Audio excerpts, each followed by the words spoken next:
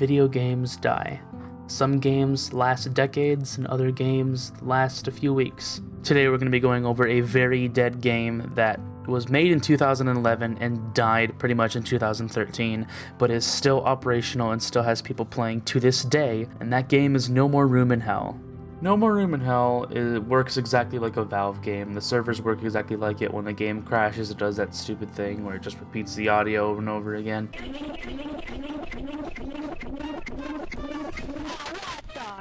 And that's probably because the game is a modification of Valve's source game engine set in a zombie apocalypse. No More Room in Hell is a Valve mod, essentially, not really a game on its own. It uses the source engine very heavily. It is a focused multiplayer game that has up to 8 players in which you and survivors have to complete a few goals. 1, that goal is to survive, and B, that goal is to get to the end of the map.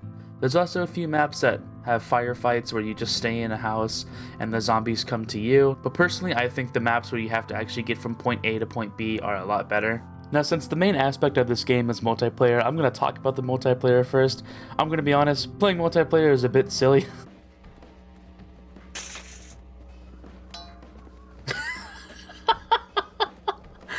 Guys, I'm infected.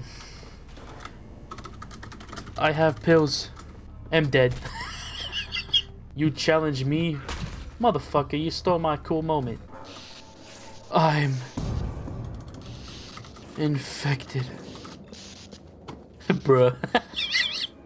Now, there are little nitpicky stuff that I have about the game, like the fact that all of these maps are like when the zombie apocalypse first started, yet all the zombies look like they've been dead for decades. But I think the biggest problem that I have with this game is that the objective isn't fun. Both game modes in this game, like Firefight, require zones to be protected when people just want to fight zombies, or the tedious shit in point A to point B missions where you have to find like a ladder that's like 800 feet away from spawn. This is why each map is 30 minutes to an hour long. Especially when you have to do an objective to get past it, it is extremely unfun because you just become stuck. Let's take Left 4 Dead for example. Their objectives to continuously get through the level were always around 20 feet within the players, not 800 towards the beginning of the entire map. To be fair, Left 4 Dead has a very fast action-paced game, while No More Room in Hell is extremely slow-paced. Speaking of slow pacing, No More Room in Hell works perfectly at a slow pace. The combat is slow, dying is slow, everyone walks/runs slow, so when the game does throw fast action at you and fast zombies, it does create a little bit of a fear and a panic feeling, which is why the game is so scary. The atmosphere in this game, I think, is probably the best part of it.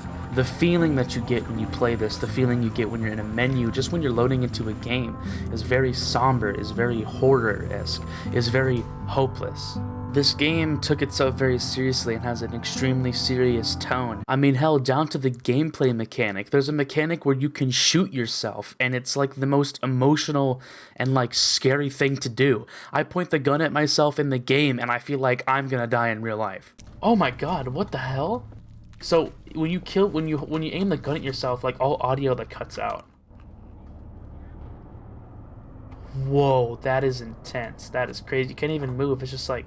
But I think they failed to realize what their demographic would be. Gamers. You need to integrate your objective with the gameplay, and this is what makes a game good, and this is why gamers play games. Let's take CSGO or Rainbow Six Siege for example. In these games, you have to plant a bomb / defuse a bomb / save hostages. It integrates with the gameplay because you're playing as somebody, you're playing as a terrorist, you're playing as a counter-terrorist. Your goal is to defuse the bomb or to plant the bomb.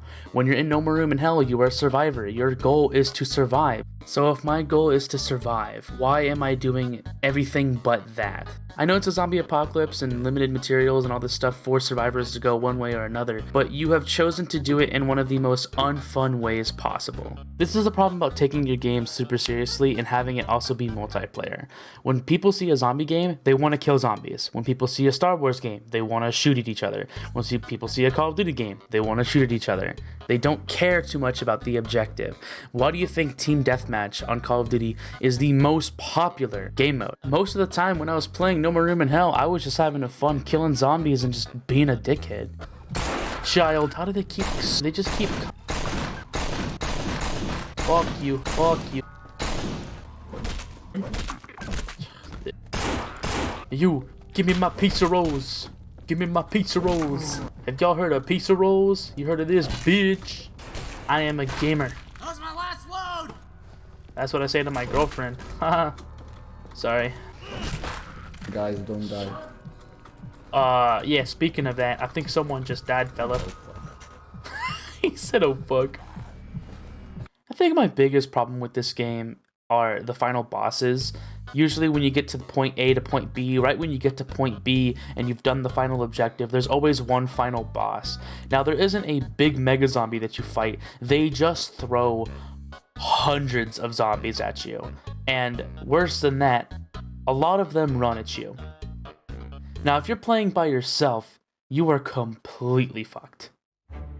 Now we have to survive. Oh, shit. What the fuck? What the fuck? What the fuck?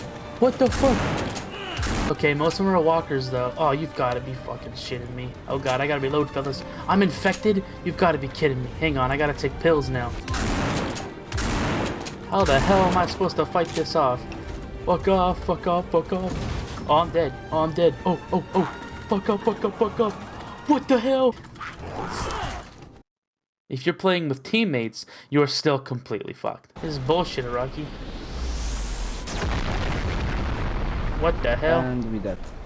They make these last fights so hard, it's so stupid that you work for 30 minutes to an hour to get to this final point just to beat the map, and then you all just end up getting nuked or end up just getting cornered by a bunch of zombies.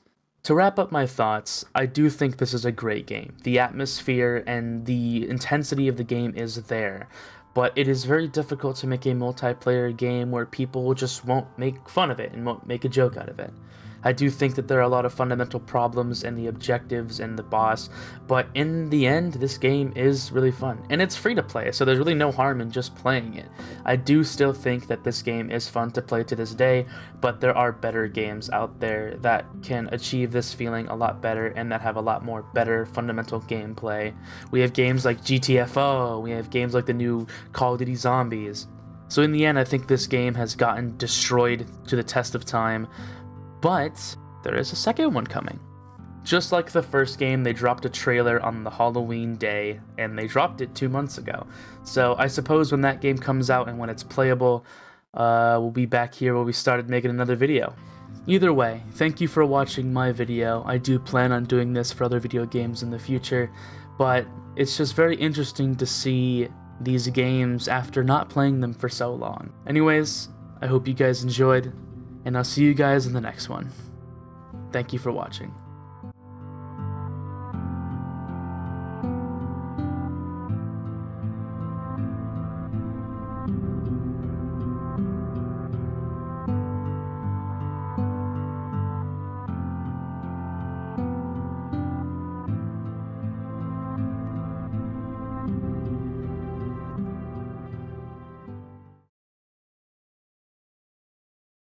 Yeah, this looks like a big-ass Costco.